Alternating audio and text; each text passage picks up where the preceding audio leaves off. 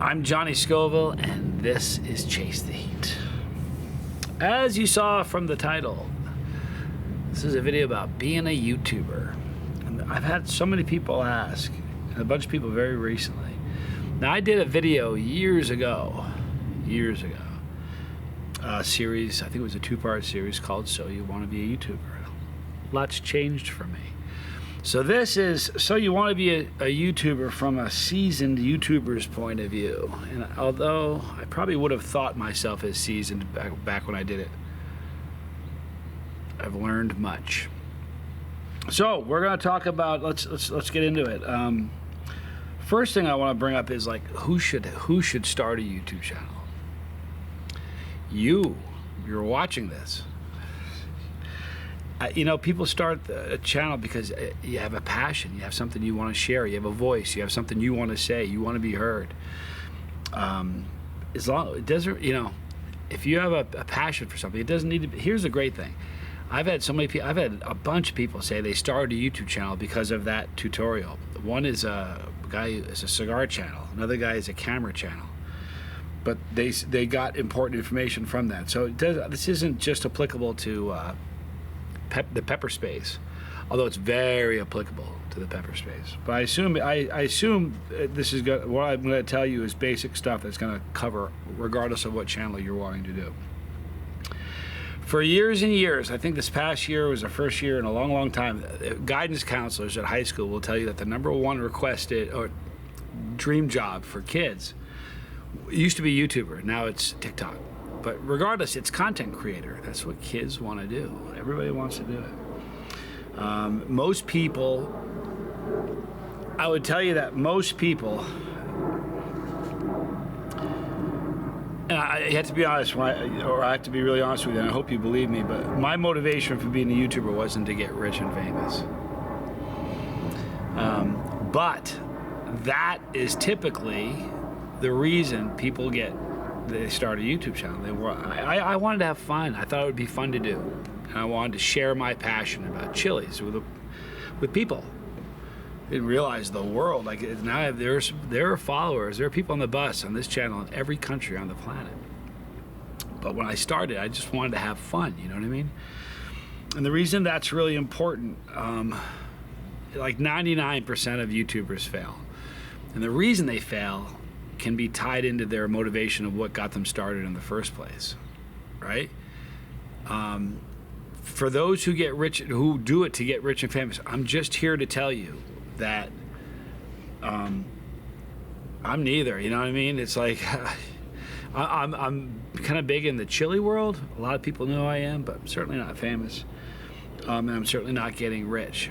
But I can make a living on it, which is really nice. But you have to understand, it took so long to make a dime. I think I made videos for 2 months, a month or two before I earned a penny. When you first get started, like I remember when I first got started, I remember having no subscribers at all.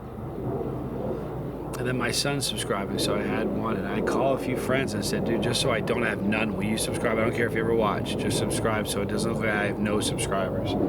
I did that the first week. So the reality is,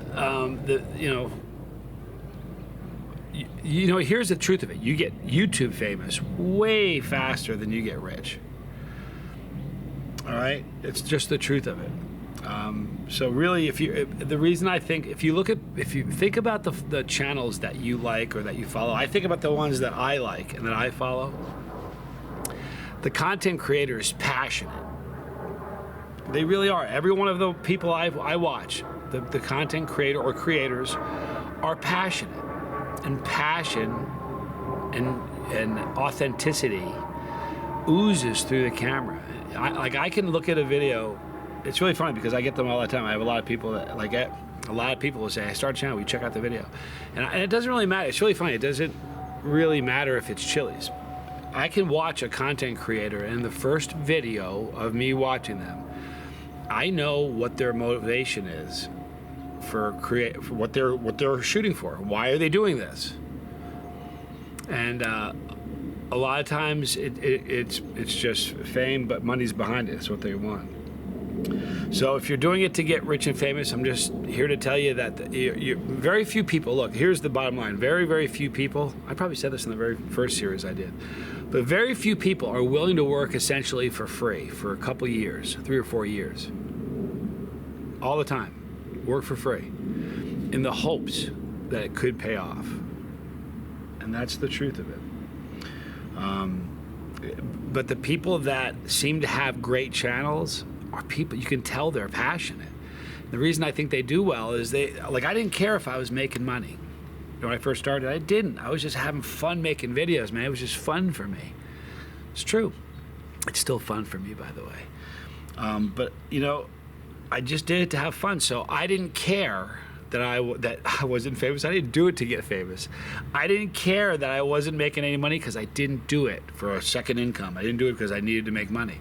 If you do YouTube because you need a second source of income, do it for fun. Because it's such a long time before it can even be considered a second income, or even a part-time gig. It takes a long, long time. I'm just here. I'm being honest with you. I'm giving you the straight dope. Okay, what it takes. I'm going to talk about some of the things that it takes to be successful as a YouTuber. I remember the first time somebody asked me that. They said it happened years ago. Before they said, "What does it take to be a successful YouTuber?" And I got a great shave this morning. I remember it striking me as like I didn't, I don't know, I guess it's relative. I didn't really see myself as that much of a successful YouTuber. Now, years later, now we're in our 8th season. I'm a seasoned YouTuber at this point. So I can kind of tell you, at least in the space that I'm in, and I think it probably would carry over in any space you're doing. Number one, you really be passionate about what you do. Don't pick a subject matter to do a video on if it's not something you're passionate about. Like, what's the most passionate thing in your life about? It's up to you. That's the great part about it. But passion is important. Constant, fresh content. And by fresh, I do the same stuff all the time. It's always peppers, it's always hot sauce. So in the sense of what the space I do doesn't change. But every sauce is different. Every pepper is different. But by constant, fresh content, I mean every day upload. I remember sitting with a guy who was a YouTuber, and he's since given up on it, but he was asking me, he said, what can I do to be more successful? And the first question I said, there's a very first question, is how often do you upload? He goes, I'm like, when was the last time you uploaded a video? He goes, I think I did one last week. I'm telling you, you can't grow a YouTube channel uploading one video a week. At least in the space that I'm in, you can.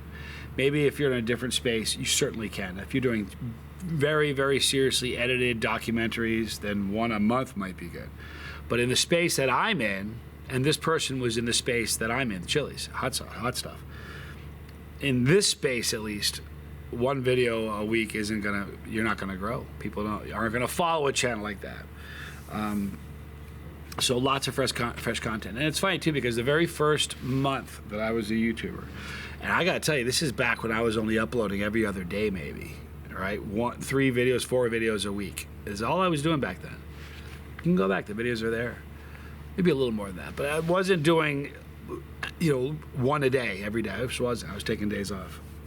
I got messaged by somebody who I still look up to, still a legend.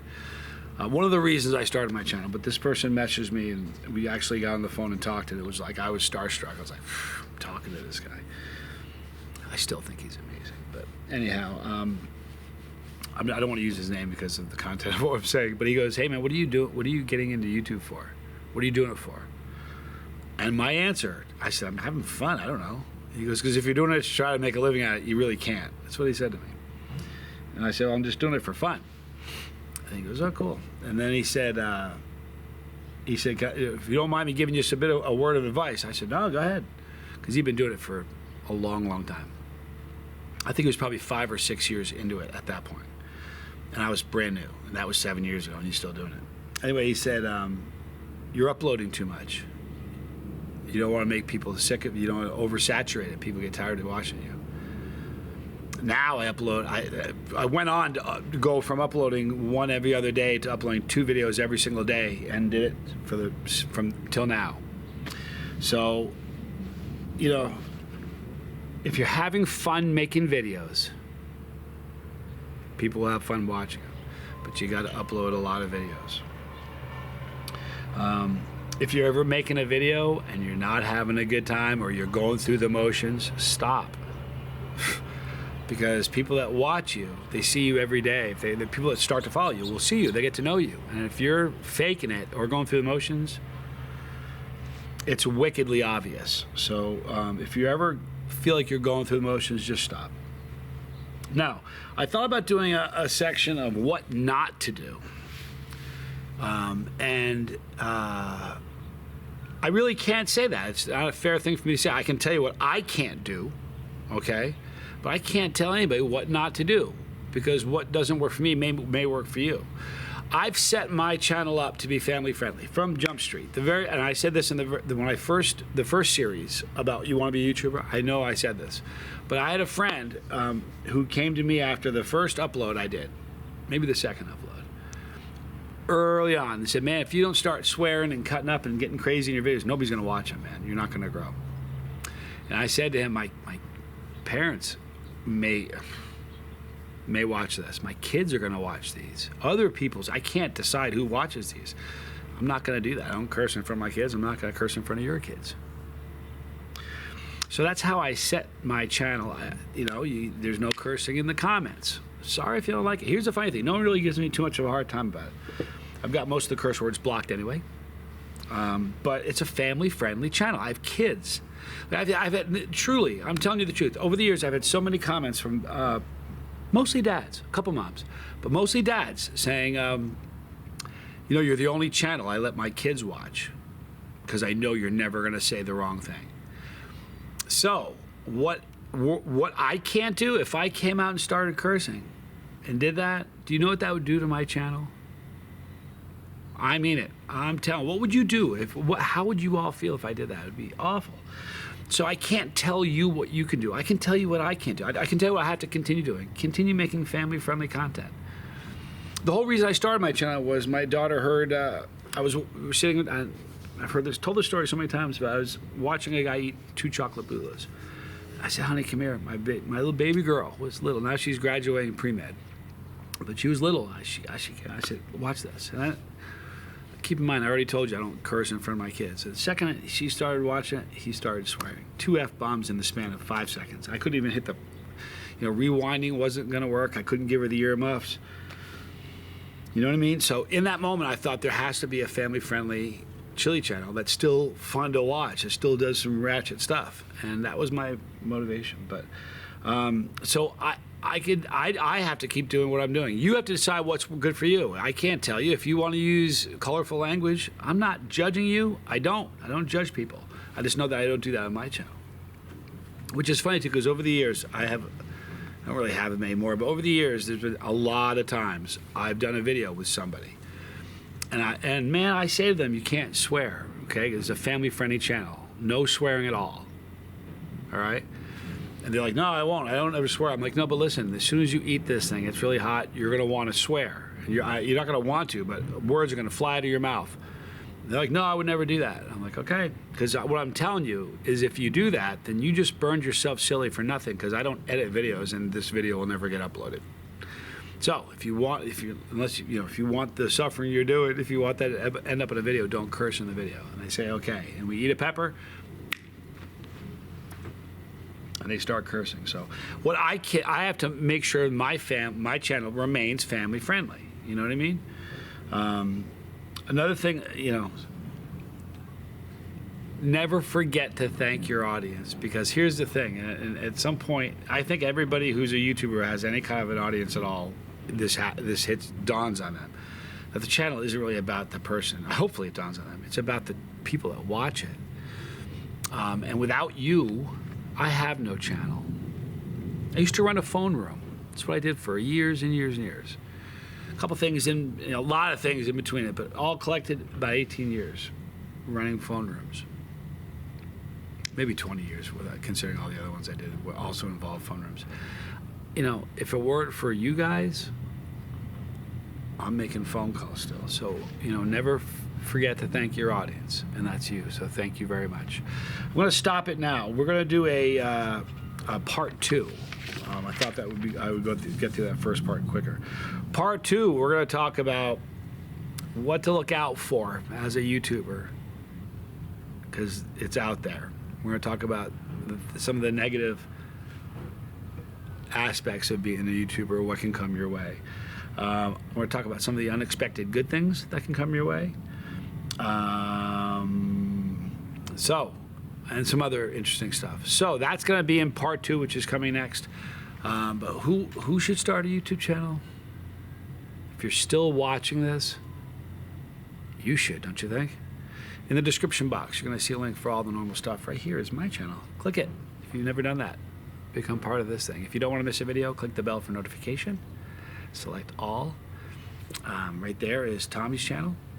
That's my brother Tommy's channel. It's a great channel called The Lifeboat. Check it out. Right here are all the challenges I've done. Right here is Pepperology for all the brand new chili heads. Thank you for hanging out with me today. Part 2 coming. I'm Johnny Scoville, and this was Chase the Heat.